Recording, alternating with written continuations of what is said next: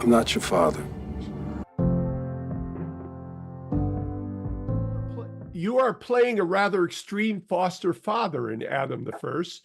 What elements of Yeah. fatherhood do you believe James did possess, and how did it work into your interpretation of the character?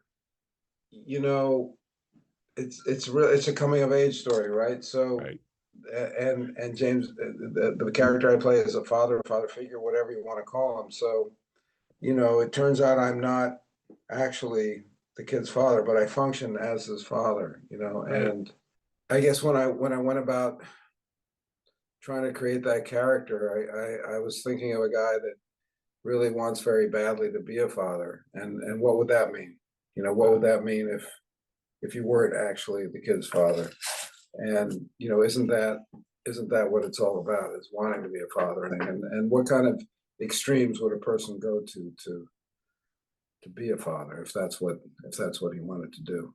So you wrote of fatherhood in your novel Bucky effing Dent, and Adam the Yes. First is about the search for a father. How do you think the notion of fatherhood changed in our generation as we were raised by dads who matured in the mid-century? And how does that play into Adam and your character? Yeah, I mean, I think Bucky fucking Dent, the book and the movie are kind of they're kind of meditations on yeah, I guess on what it means to be a father, what it means to be a son. Right. And there's definitely a generation gap, what they used to call a generation gap between, the father in Bucky Dent and the son. And, that it's really the dividing line between, fathering, which was like, I'll be here if you need me. I'll keep you fed and safe, but that's about it. I'll dispense advice and discipline, but I'll be kind of a hovering figure. Let your mother do the rest, Uh-huh. which is kind of the generation that raised me. And then, fatherhood changed in the last 20, 30 years where Yes. where there was more of an equality in the nurturing between the father and the mother. At least that was the trend. I'm not saying that that's what happened, but in Adam the First, again, going back to your initial question, it's really, what does it mean to be a father or a father figure, to a son specifically? And I think Adam the First is a very, like, Bucky is more of a realistic saga. Mhm. Adam the First to me felt from the beginning that it was kind of mythological. It was almost like a Greek story or a biblical story, very kind of archetypical.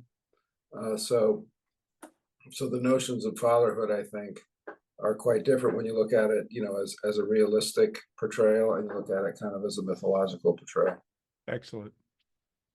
You've handled a few firearms in TV and films as you do in Adam. What is your opinion on how the entertainment industry blindly treats firearms on TV and in the movies?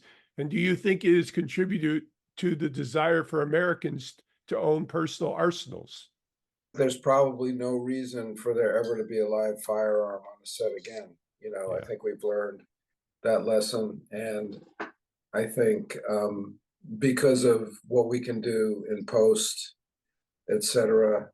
You know, as much as it's easier for an actor to have the actual recoil to have to it's not worth whatever risk is entailed by having an actual explosion. So, but I think we're pretty much there. I don't imagine I'll ever fire. Um, Obviously not a live round, but I don't imagine I'll ever fire a dummy again. Mhm. So um, I think that's a good thing. Now, whether or not movies and television contribute to gun culture, that's a question that's impossible to answer, Mhm. um, because we don't know. We can't know. There's not a study. There's too many factors Right. that go into gun culture. What we do know is that the ownership of guns leads to violence, and the ownership of multiple guns leads to violence. So Mhm. I don't think you can scapegoat the movie industry. Okay. Certainly, it's something to think about. It's a question of, it's a personal question for every creator, writer, actor, director. Do I want to make a movie with guns in it? And it's a legitimate question. But I think it's a sophistry and bullshit from the NRA that would try and make you feel that that movies and television are contributing to gun violence and not the proliferation of the actual weapon. Since your role in Adam was a smaller support role, what did you learn in your early days of auditions and acting about the patience of developing character, no matter what the size of the role is? Selfishly, you kind of think when you're beginning, if you have a small role, how do I make an impact? I've got 2 or 3 minutes of screen time here. How do I make this person real? How do I service the vision of the filmmaker? How do I service myself and my ambition? Hopefully that's third. And I think that as I got experience, I also, approached the creation of characters somewhat differently. And it's a hackneyed old maxim that bad guys don't know they're bad. You don't play a bad guy unless you're doing Bond or something. He doesn't know that he's a bad guy. And it's the same with minor characters. I think you come in as a minor character, but you're acting like this is your movie. Like nobody thinks they're a minor character. Everybody's the star of their own movie. So you have a small role, but that's not the way to approach it. You approach it like this is just a scene from a different movie that I'm doing. I've got my own, my own world, my own everything. If you know what I'm saying. Yes, I do, David. Thank you. This is Patrick McDonald for HollywoodChicago.com. Copyright 2024.